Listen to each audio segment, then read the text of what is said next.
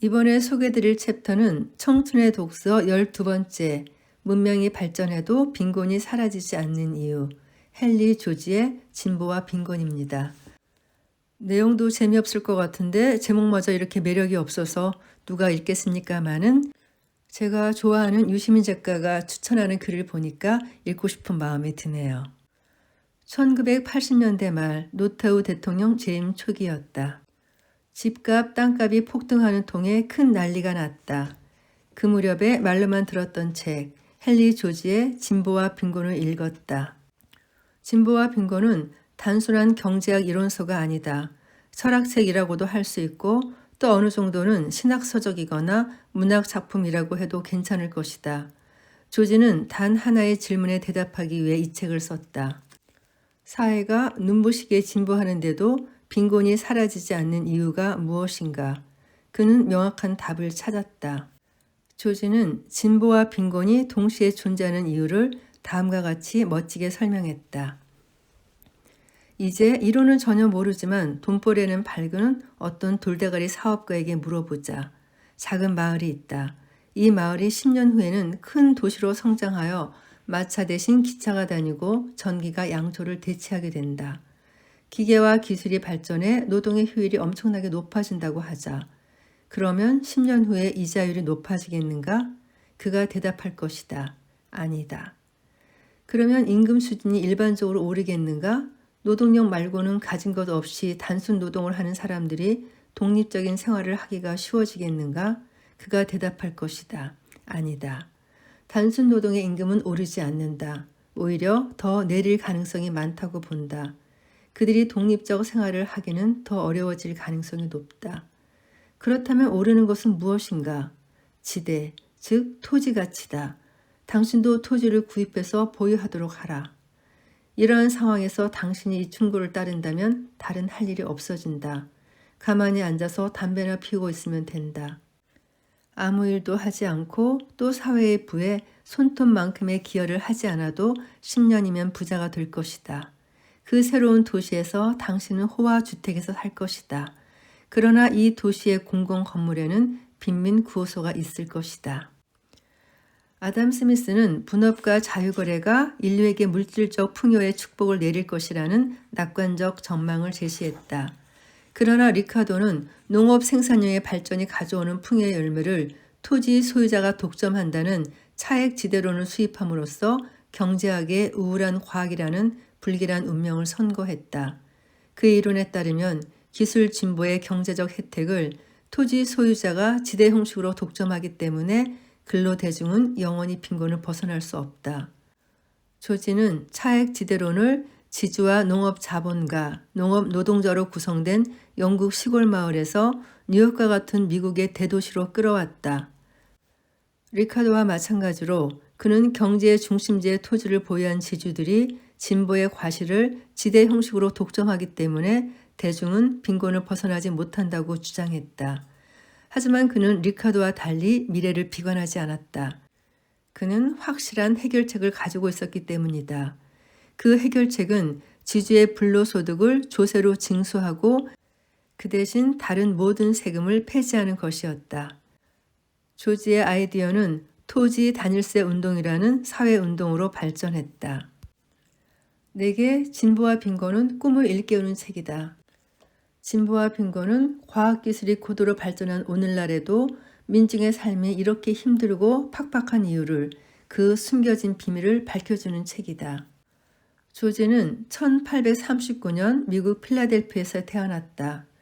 아버지가 출판업을 했기 때문에 늘 책을 가까이 했던 조지는 14살에 아버지를 설득해 학교를 그만두었다. 조지의 청춘은 그야말로 방황 그 자체였다.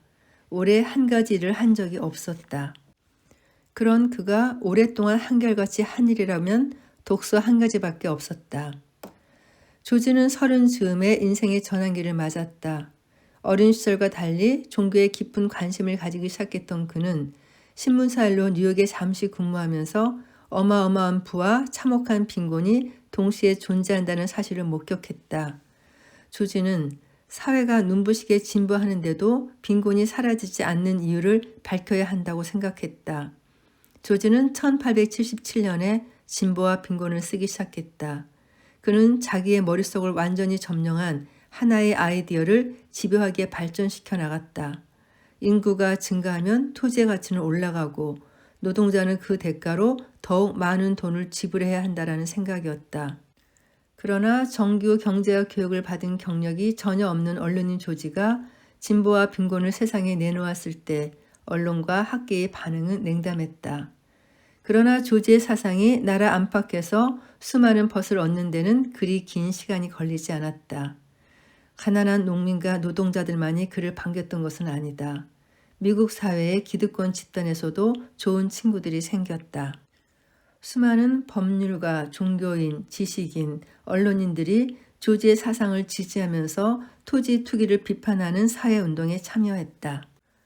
오늘날에도 세계 곳곳에 헨리 조지 협회나 헨리 조지 연구회 같은 단체가 존재하는데 이런 단체는 토지 사유제를 신학적으로 비판하는 카톨릭 신도들과 깊은 관계를 맺고 있다.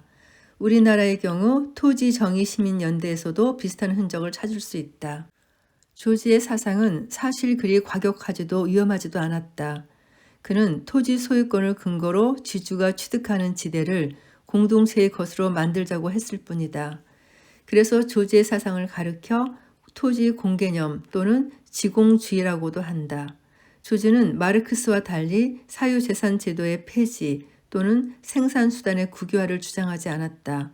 자본주의 경제체제를 폐기하자고 하지도 않았다. 토지를 국유화하자는 것도 아니었다. 그는 다만 조세 징수를 통해 생산에 아무런 기여를 하지 않는 사람이 토지에 대한 소유권을 근거로 진보의 경제적 과실을 독점하는 것을 막음으로써 진보와 빈곤이 동시에 존재하는 부조리를 해소하려고 했을 따름이다. 그는 자연이 또는 하느님이 준 토지를 특정한 개인이 사적으로 소유하는 것을 사회적 범죄라고 생각했다. 그의 사상은 전통적인 경제학의 울타리를 넘어 철학과 종교의 영역에 걸쳐져 있었다. 조지의 지대이론은 논리적으로 명확하며 누구나 경험적으로 공감할 수 있다. 리카도는 비옥도가 높은 토지는 그렇지 않은 토지보다 생산성이 높기 때문에 농업 자본가에게 더 많은 이윤을 안겨주게 되며 비옥한 토지를 임차하려는 농업 자본가들 사이의 경쟁 때문에 그 토지를 소유한 지주는 다른 지주보다 더 많은 지대를 징수할 수 있다고 보았다. 따라서 농업기술의 발전과 생산성 향상의 혜택은 거의 전적으로 지주 계급에게 집중되며 농업 노동자와 농업 자본가의 처지를 장기적으로 개선하는 것은 불가능하다는 결론으로 귀착되었다. 그러나 조지의 지대이론에서 토지의 비옥도는 의미가 없다. 어떤 토지의 경제적 가치를 결정하는 것은 그 토지의 위치일 뿐 비옥도가 아니다. 상업과 생활 중심지에 가까운 토지일수록 가치가 높다.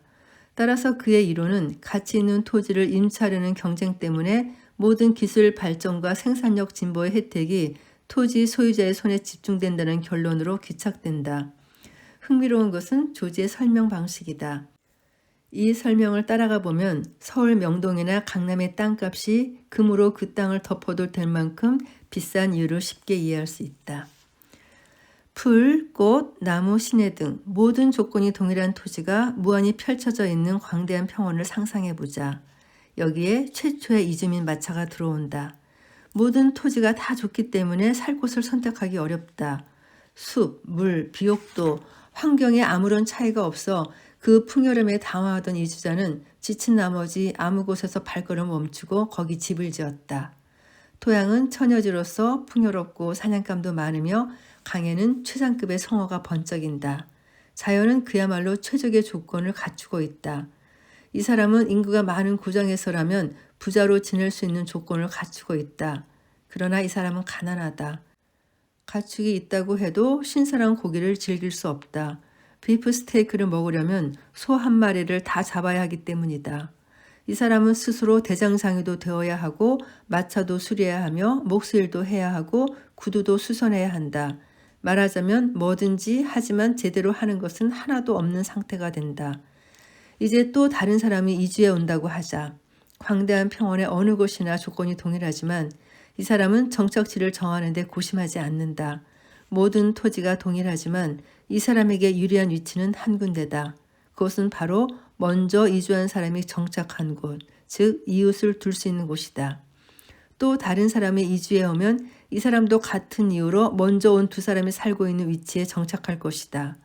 이주자가 계속 들어오면 첫 이주자의 주변에 작은 마을이 형성된다. 이제 노동은 혼자서는 얻을 수 없었던 효과성을 갖는다.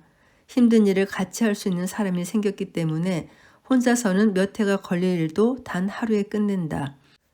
한 사람이 소를 잡으면 다른 사람이 나누어 먹고 다음에 자기 소를 잡아 갚기 때문에 언제나 신선한 고기를 먹을 수 있다.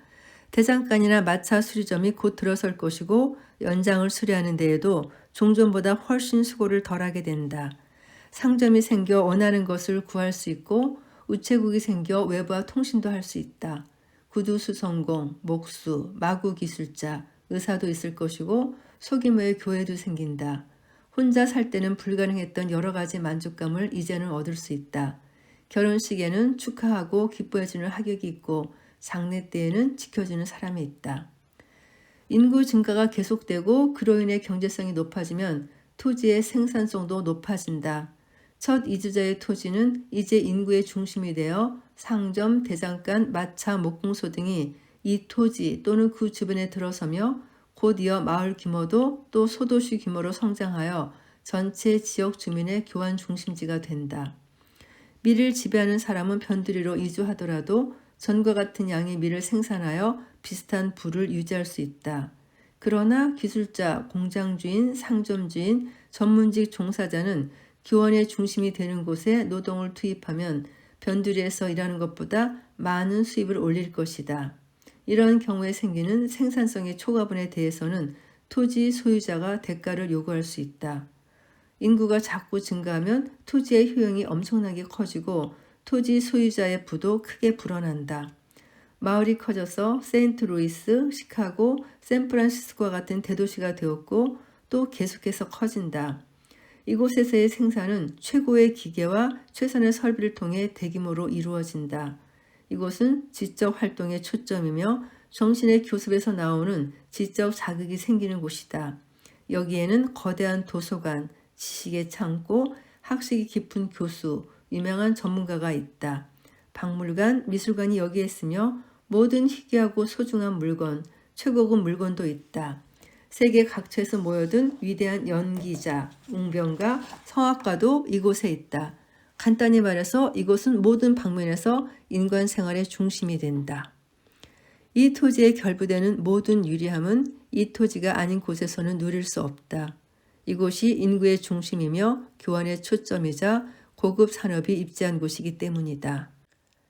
이 토지의 첫 정착자 또는 그에게서 권리를 승계한 사람은 이제 거부가 되어 있다.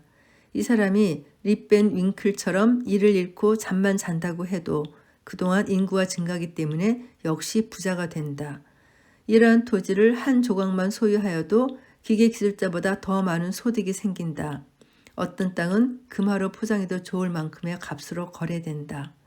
그런데 이 토지는 최초의 이주자가 정착했을 때, 즉 아무런 토지 가치를 갖지 않았을 때와 달라진 것이 없는 동일한 토지다. 진보와 빈곤 본문에서 발췌한 내용의 일부분인데요. 설명이 굉장히 시각적으로 쉽죠. 진보와 빈곤이 동시에 존재하는 것은 경제 활동과 인간 생활의 중심지 땅을 가진 사람이 모든 진보의 열매를 독식하기 때문이다. 바로 이것 때문에 노동자들은 영원히 빈곤의 덫에 붙잡히게 된다.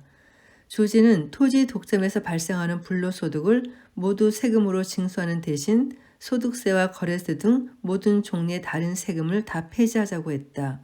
곳곳에서 토지 단일세를 지지하는 시민단체가 만들어졌고 이를 공약으로 내세우는 정치인도 등장했다. 조지 자신도 2번이나 뉴욕시장 선거에 출마했다. 그러나 그는 2번의 패배에도 좌절하지 않았으며 선거 승리에 대한 어떤 환상도 가지고 있지 않았다. 다만 자신이 밝힌 진리를 더 많은 사람에게 알리기 위해 출마한 것이다. 결국 그는 선거 유세가 한참 진행되던 시점에 누적된 과로를 견디지 못하고 57년의 길지 않은 삶을 마감했다. 조지는 평생을 함께한 아내 애니가 조용히 지켜보는 가운데 촌농을 다 태운 촛불이 꺼지듯 내면의 마지막 정열까지 다 소진하고 눈을 감았다. 힘없고 상처받은 사람들을 빈곤에서 구해내기 위해 평생을 두고 분투했던 위대한 인간에게 잘 어울리는 죽음이었다고 나는 생각한다. 조지는 사유재산 제도를 부정하지 않았다. 하지만 한 가지, 토지에 대한 사적 소유만큼은 예외였다. 조지는 누구에게도 토지를 개인적으로 소유하면서 자식들에게 상속할 권리는 없다고 확신했다. 만인이 땅을 이용할 공동의 권리를 지닌다는 것이 그에게는 창조주의 뜻인 동시에 자연법의 당위적 요구였다. 다음은 본문에서 발췌한 문장입니다. 우리가 똑같이 창조주의 허락을 받아 이 땅에 존재한다면 우리 모두는 창조주의 하사품을 향유할 동등한 권리가 있다. 자연이 불편부당하게 제공하는 모든 것을 사용할 수 있는 동등한 권리가 있는 것이다. 이것은 자연적이며 양도할 수 없는 권리다. 이것은 모든 인간이 세상에 나오면서 얻은 권리로서 생존하는 동안 오로지 다른 사람의 동일한 권리에 의해서만 제약될 수 있는 권리다. 자연의 무제한적 토지 상속권 따위는 존재하지 않는다. 토지의 배타적 소유를 정당화할 권한은 어디에도 없다. 확실한 토지 문서가 아무리 많고 토지를 아무리 오래 보유해 왔더라도 자연적 정의는 다른 사람의 동등한 권리를 부정하는 개인의 토지 점유와 향유의 권리를 인정하지 않는다. 용산 참사가 일어난 후 진보와 빈곤을 다시 읽었다. 용산지구 도심 재개발은 낯선 사건이 아니다. 1970년대에는 대한민국 수도 서울 도처에서 이런 사태가 벌어졌다. 좁은 골목과 낡고 초라한 주택, 퇴락한 골목시장, 거기 발딛고 사는 가난한 사람들을 남김없이 쓸어낸 후에 그 자리에 화려한 마철루를 세움으로써 상업과 생활 중심지의 토지가 지닌 잠재적 시장 가치를 온전히 실현하려는 것, 그것이 바로 도심 재개발의 목적이다. 그 과정에서 죽어나가는 가난한 사람들의 운명을 조지는 다음과 같이 묘사했다. 문명이 발전하는 가운데 다수의 대중이 겪고 있는 빈곤은 현인이 추구하고 철인이 찬양했던 혼란과 유혹으로부터의 자유가 아니다. 의지할 곳 없는 절망적인 빈곤은 인간을 타락시키고 짐승 같은 노예로 만들며 고상한 천성을 얽어매고 섬세한 감성을 무디게 하며 그 고통 때문에 짐승도 마다할 짓을 하게 만든다. 빈곤은 남자다움과 여자다움을 파괴하고 분쇄하며 어린이들의 천진난만함을 박탈하고 노동계급을 저항할 수 없는 무자비한 기계와 같은 힘으로 억누른다. 시간당 2센트를 주고 여자아이들을 고용하는 보스턴의 공장주는 그 아이들을 가련하게 여기겠지만 임금을 더 주지는 못한다. 아이들이 그런 것처럼 그도 경쟁의 법칙에 지배당하고 있기 때문이다. 거래가 감정의 지배를 받으면 사업을 제대로 끌어나갈 수 없다. 그리하여 위로는 노동이 창출한 소득을 아무 대가도 주지 않고 지대로 수취하는 계층에 이르기까지 중간의 모든 단계를 공급과 수요의 법칙이 지배함으로써 하층 계급을 궁핍의 노예로 억압하는 그 힘에 대해 마치 바람이나 조세에 대해 그런 것처럼 누구도 대항하거나 항변할 수 없게 되는 것이다. 그러나 진정한 원인은 노예제도를 초래했고 또 초래할 수밖에 없는 바로 그것, 만연을 위해 베풀어진 자연의 일부인 토지 독점이다. 토지 사유는 커다란 맷돌의 아랫돌이다. 물질적 진보는 맷돌의 윗돌이다. 노동계층은 증가하는 압력을 받으면서 돌 사이에서 갈리고 있다. 본문 발췌문으로 이어가겠습니다. 지대는 과거의 생산물이 아니라 현재의 생산물에서 징수된다. 지대는 노동에 대한 항상적이고 연속적인 부담이다. 인간이 노동을 하는 모든 순간마다 지대가 빠져나간다. 노동자가 망치질을 할 때마다, 농부가 수확물을 딸 때마다, 배틀의 북을 움직일 때마다, 증기기관이 고동칠 때마다 지대가 부과된다. 지대는 깊은 지하에서 목숨 걸고 일하는 사람에게도, 배를 타고 세찬 파도와 싸움에 일하는 사람에게도 부과된다.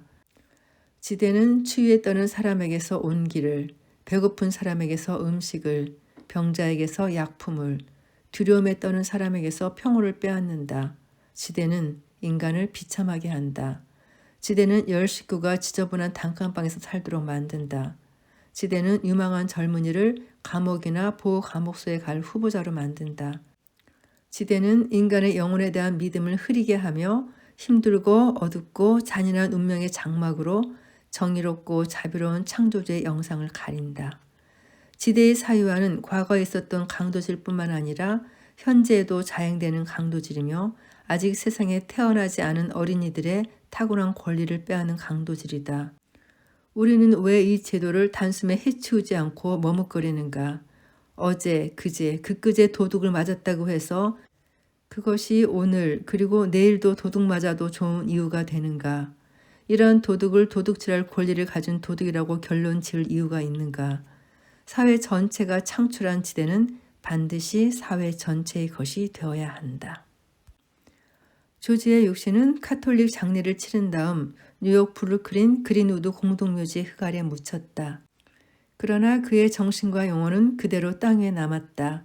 그것은 진보와 빈곤 말고도 토지 문제, 사회 문제 등의 저서와 수많은 명연설에 남아있으며 진보와 빈곤의 한 대목을 새긴 묘비명에도 새겨져 있다.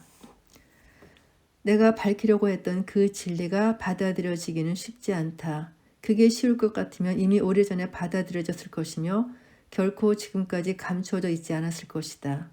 하지만 그것을 위해 분투하고 고난을 감수하며 필요하다면 죽기까지 할 진리의 벗들이 있을 것이다. 이것이 진리의 힘이다. 이런 멋진 묘비명을 가진 사람이 몇이나 있을까요? 조지가 밝히려고 했던 진리는 분명하게 밝혀졌다. 그는 옳았으며 지금도 옳다. 그러나 그가 말한 바대로 그 진리가 받아들여지기는 어렵다. 사람은 보통 진리보다는 이익을 중시하기 때문이다.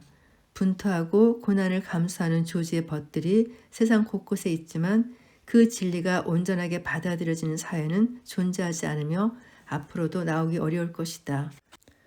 조지의 진리는 인간이 생물학적으로 진화하여 일반적으로 이익이 아니라 진리에 따라 판단하고 행동하는 상태에 이르기 전에는 아마도 영원히 이룰 수 없는 꿈으로 남을 것이다. 근본적 변화는 아름다운 꿈이다. 그러나 그렇다고 해서 그에 이르지 못하는 부분적 점진적인 개선을 아름답지 않다고 의미 없다고 비난할 일은 아니다. 만약 그렇게 한다면 누구도 변화를 일으키려고 도전하지 못하게 될 것이다. 근본적 변화를 일으키는 것이 얼마나 어려운지 모두가 알기 때문이다. 근본적 변화가 사람의 마음을 끄는 것은 그 자체가 멋지기도 하지만 실패하고 좌절하면서 한 걸음이라도 더 가깝게 다가서려는 진리의 벗들, 그들의 몸부림이 아름다워서일지도 모른다. 아직 책을 읽어보기도 전인데 저는 괜히 마음이 부끄러워지고 있네요. 이 녹음 들어주신 여러분들 감사합니다.